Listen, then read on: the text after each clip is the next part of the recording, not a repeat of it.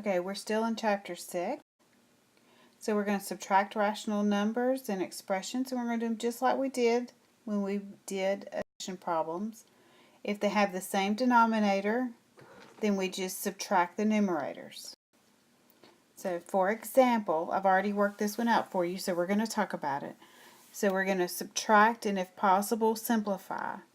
So we have 5x over x plus 3 minus the x minus 4 over x plus 3.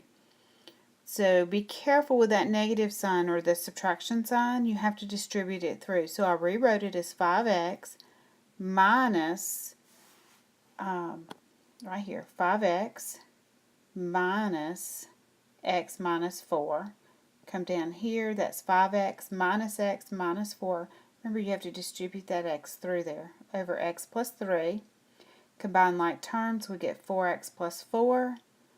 X plus 3 equals 4x plus 1 over x plus 3. We factored out here.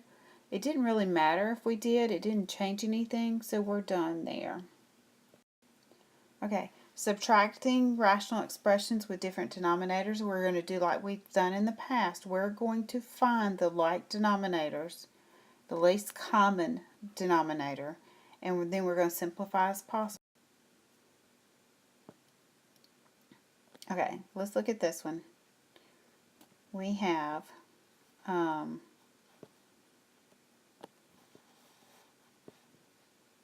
there's my arrow. Okay. We have x plus 4 times x plus 6, or that's going to be our common denominator. So I'm going to put that right here. And then we need to figure out what goes on top. Even though I've already done that, we're going to talk about it. So this fraction right here, x plus 2 over x plus 4, is missing the x plus 6. So this is it right here. So we're going to go ahead and FOIL it. So x times x gives us x squared. X times 6 gives us 6x. 2 times x is 2x. And then 6 times 2, or 2 times 6, is 12.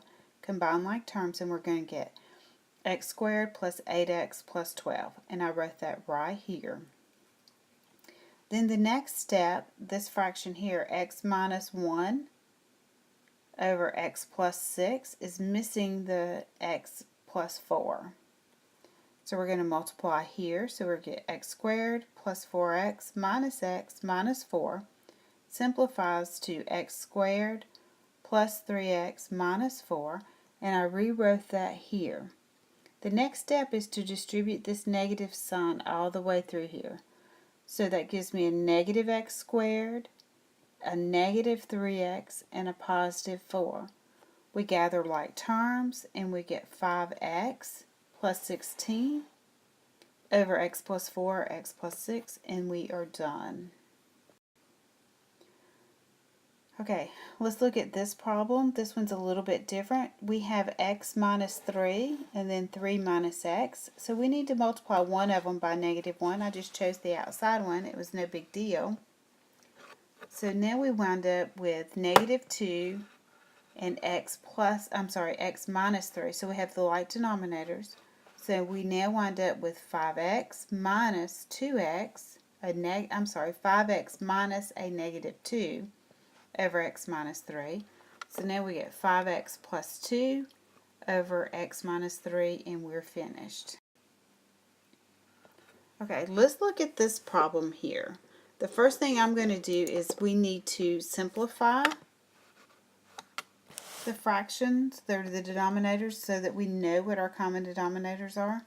So we wind up with x over x plus 6 times x minus 6 minus 5 over 6 minus x. Now what did you notice that right here? You have 6 minus x, and then you have x minus 6. So I'm going to multiply this fraction by negative 1. So now I wind up with x over x plus 6, x minus 6, minus a negative 5 over x minus 6 when you distribute that negative through there. Now, we also need a common denominator. We have x plus 6 here, x minus 6, And then we have x minus 6 in the other one. So we're missing quite a bit there. Over here, we're missing the x plus 6. So this one needs to be multiplied by x plus 6. Both in the top and the bottom to give us the same denominator. So this gives us we get x over x plus 6, x minus 6, minus, so we get negative 5x minus 6, minus 30. I have to multiply. So minus 30.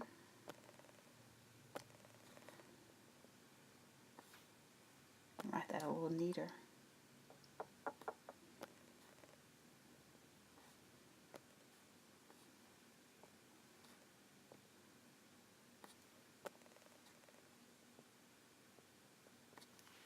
And then we can distribute that other negative. So we wind up with, I'm going to bring all this up here. So we wind up with x plus 5x plus 30 over x plus 6, x minus 6. Gather like terms, we wind up with 6x plus 30 over x plus 6 times x minus 6. Go ahead and factor that numerator. So you get x plus 5 when you take a 6x, and so you wind up with x plus 6 over x minus 6, and you can't simplify. You can't factor anything out, so you are done. Okay, let's look at this one.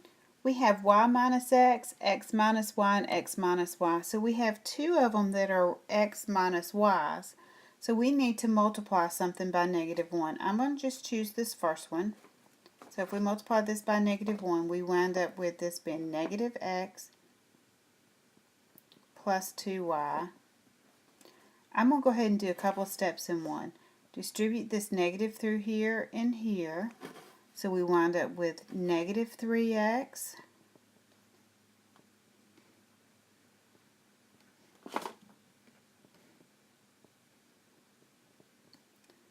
plus 3y plus 2x minus y. And everything is all over x minus y because we created the like denominators. So let's gather like terms. I have a negative x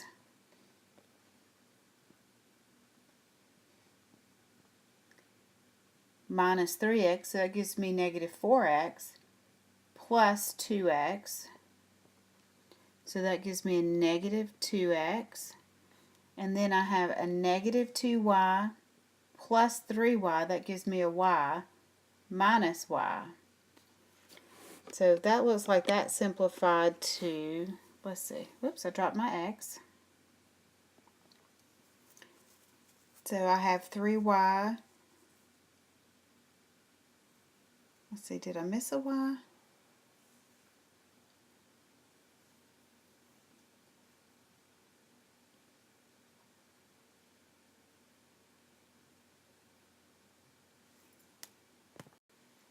I didn't miss a y, I missed a sign. So that's something that you need to be careful of. Let me show you what I did. When I distributed this negative 1, I did the negative x, but I didn't distribute it to that 2y that was already negative. So that 2y should be positive. So that changes a little bit. So now I have 2y that's positive plus 3y. That gives me 5y minus 1y. So that's going to give me a positive 4y over x. Whoops, let's rewrite that a little bit better. Over x